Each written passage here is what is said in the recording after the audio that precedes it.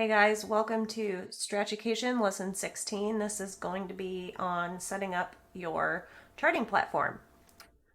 So I'm going to do a video on TradingView and a video on TrendSpider, just kind of walking through important little things that you should have or little tips and tricks if you didn't know them.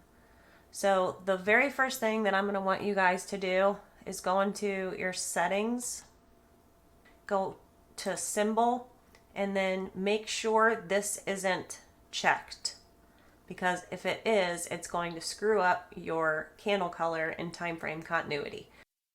Then there's just a lot of settings if you start clicking through here that you can select or deselect.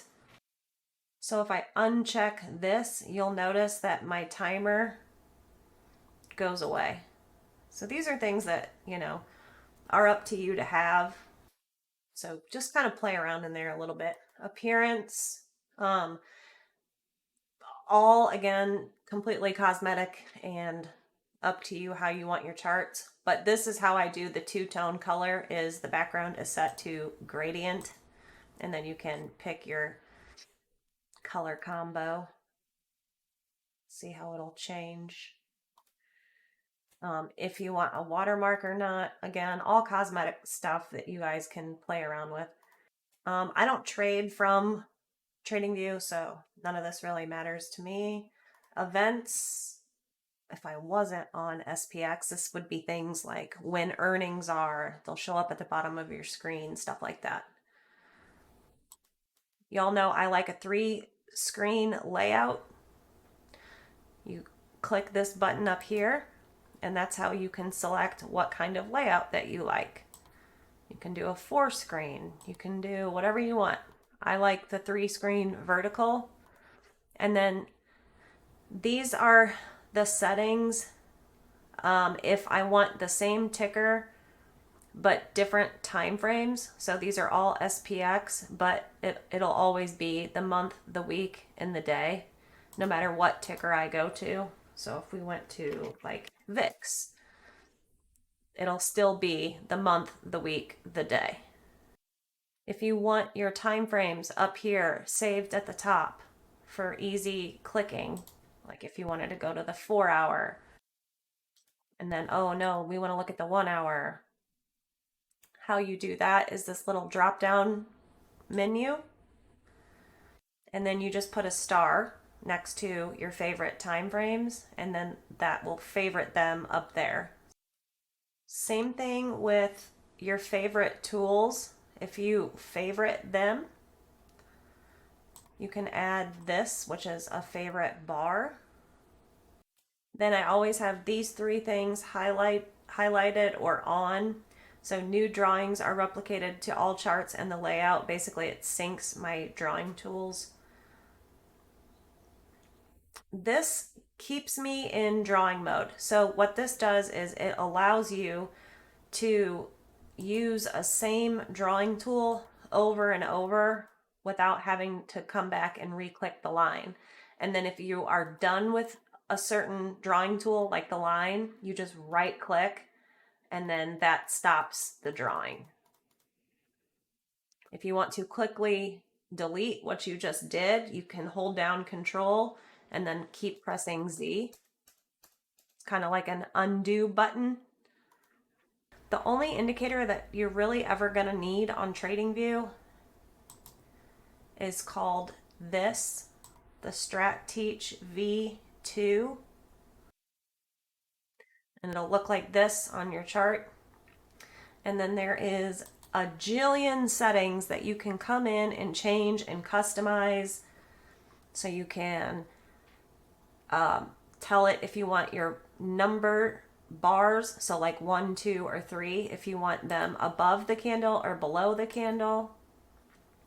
You can pick their size. You'll see they'll get bigger. I just keep mine to, I think, large. You can select what color you want your 1s, 2s, and 3s to be. And just a whole bunch of settings. So if you like an EMA, you can put an EMA on your chart. If you like VWAP, you can put VWAP on your chart. Just a whole bunch of stuff. Show multiple time frame, basically highs and lows. If you want to see patterns on the chart, it'll show you what is what.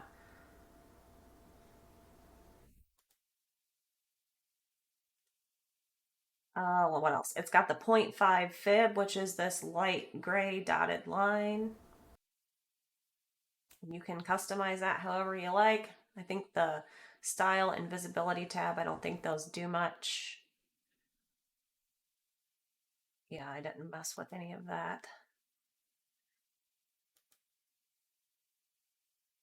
I forgot to mention this magnet mode. I always have my magnet mode on because I want my drawing tools to snap to candle highs and candle lows. So for instance, if I was to get a line, it snaps automatically to that candle's high. And if you turn it off, I'll show you, it doesn't snap at all. It just puts it exactly where you put it. And I want exact levels, and you'll see the snapping effect. There's also a different levels of your magnet. I just have mine on weak. Strong is pretty crazy. There is little menus to the right of these things, and there's tons of stuff in here. All these fib things, all these, different. If you want a rectangle, if you want a circle for some reason. So don't be afraid to play around in here. You're not going to break anything. If you want to make templates for what your lines do, click Align, click Settings, and then you kind of just make your line however you want it to look. You can change the color. You can change if it's dashed. You can change the thickness by down here. There's so much that you can do. Text, if you want to say that this is a trigger, you can do that. People like how I have little emojis next to some of my lines. The way that you do that, on a Windows computer, I don't know about Apple or anything, but on a Windows computer, in this text box, you hold down the Windows button and hit the colon button, and that'll pull up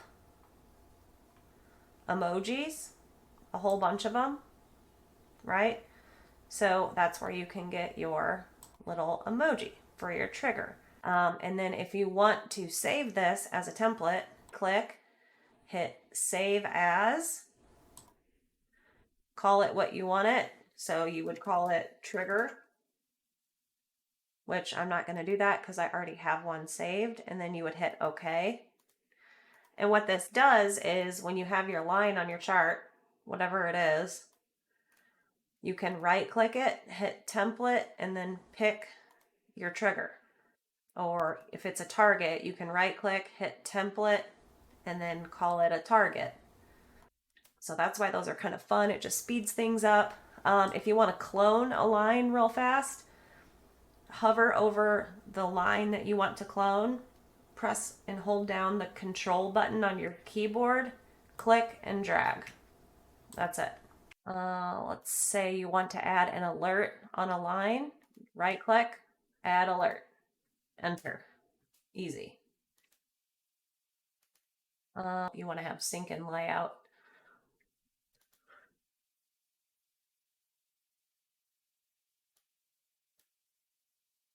And then all your drawing tools will go to all your charts because you don't want to lose your levels, right?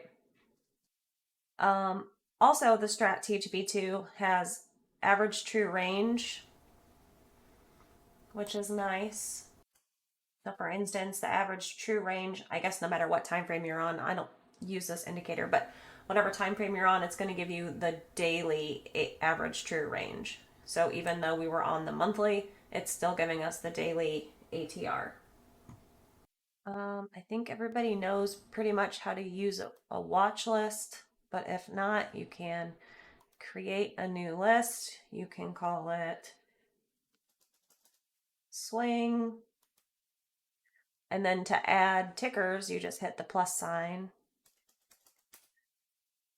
And see over here on the right side, it's adding them.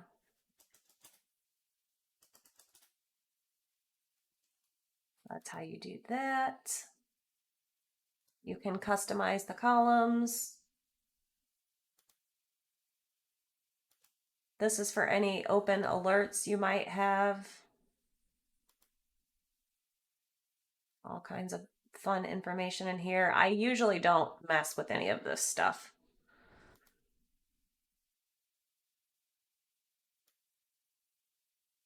Oh, a nice little economic calendar. That's for basically the social media aspect of TradingView. There's TFO stuff. What else? Here's some other indicators that I have favorited that I like. And you can play with these, just search them.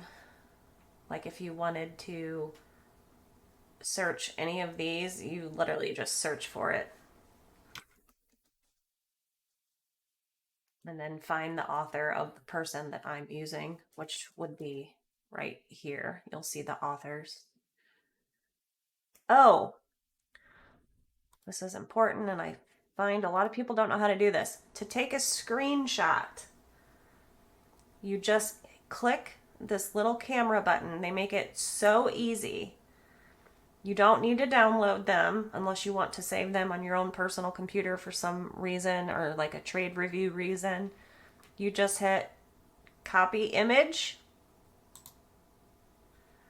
and then right click, paste, and it pastes the image right there on the screen. Here's where you select your candle type. We in the Strat and real price action traders use actual candles, no Heikin-Ashi candles, none of that average stuff. We want exact levels. If you want to pop out a time frame, you just click this center button. See on the bottom left side of the chart where the cursor is. Click that center button and then the month pops out. To put it back the way it was, again, click that center button.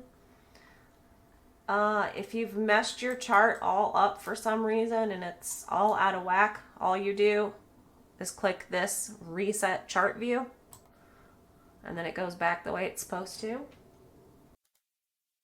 I also keep my charts on auto. Some people do logarithmic or log scale. I don't really see much of a difference. I don't think that really matters that much. Oh, down here at the bottom, there's all kinds of stuff. There is some sort of stock screener in here, but I do not use it. If you want to paper trade, you hit trading panel and then you just click paper trading by TradingView and then click connect and then it'll set up a little fake account for you and then you can trade right on the chart. You can watch some YouTube tutorial videos for how to do that. It's pretty easy though. There is also something called chart replay. So if you want to go back in time and watch how this played out, you can do so.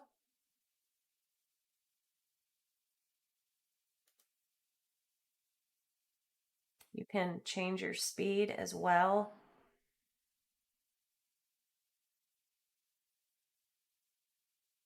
This is actually good for strat practice. You can just call candles what they are.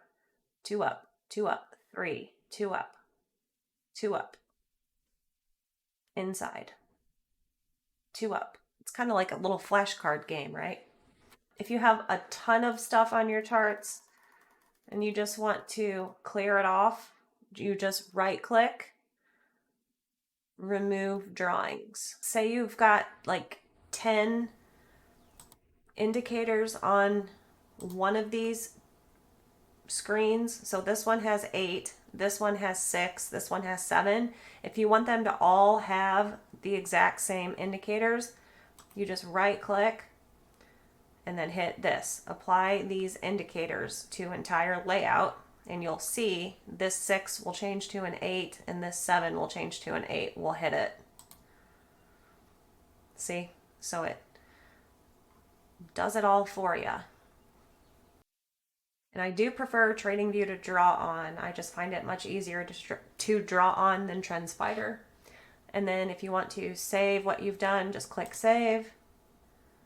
If you want to share a layout, you gotta turn on sharing and paste that copy to someone, and then they can click on it and get to it.